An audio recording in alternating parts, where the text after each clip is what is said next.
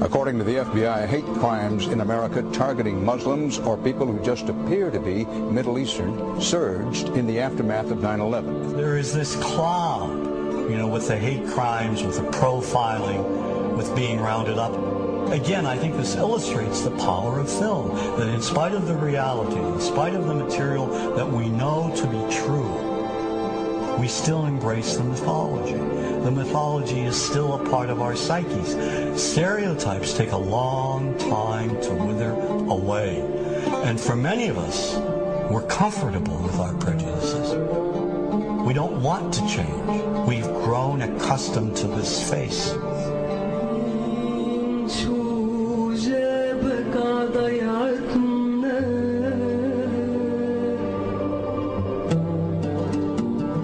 When we think of Arabs, what do we see? What images come to mind?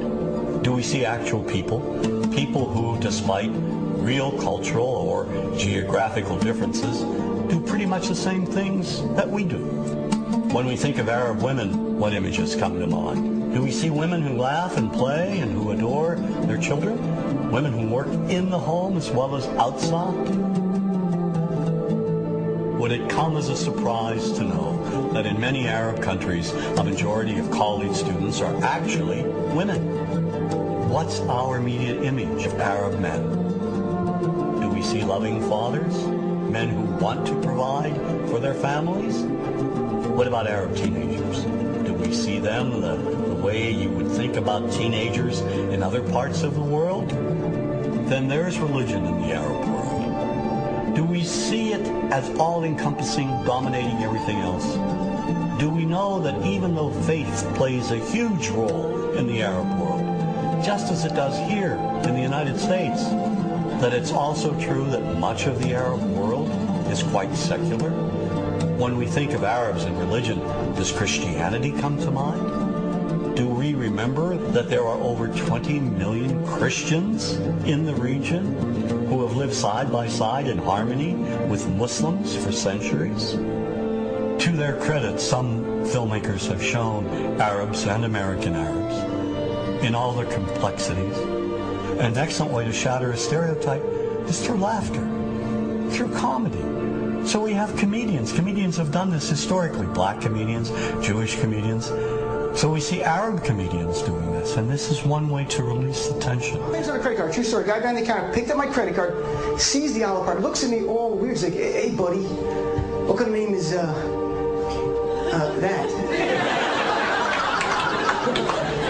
I'm like, well, sir, it's an Arabic name. He goes, what does this mean? So I'm like, well, translate it to English? It means peaceful, friendly Arab? But he's not happy because, what Arab country is your family from? So I tried the most peaceful, popular one that he would like. So I'm like, we're from the same Arab country that Aladdin is from. To his credit, Michael Moore in Fahrenheit 9/11 in the DVD includes a scene with this comedy coming out. My name really is Ahmed, and I can't fly anywhere. All you white people have it easy. You guys get to the airport like an hour, 2 hours before your flight. It takes me a month and a half.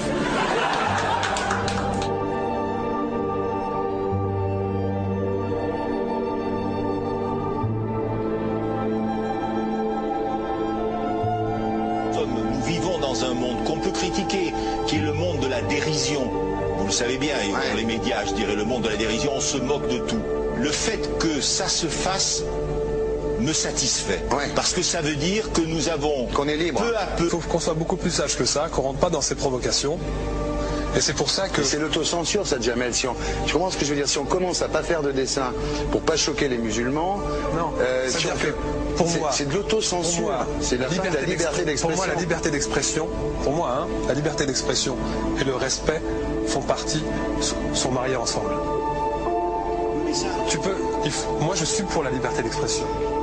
Mais si je vais blesser une personne, pourquoi blesser la personne? Non, mais si moi j'ai envie de faire une caricature sur Mahomet ou sur un rabbin ou sur Jésus-Christ, il faut que j'ai le droit de le faire. Tu comprends? C'est ça la France. Quand tu sais que tu vas blesser 10 millions de personnes, pourquoi tu vas les blesser? Pourquoi? C'est la liberté, c'est ça. C'est la liberté de...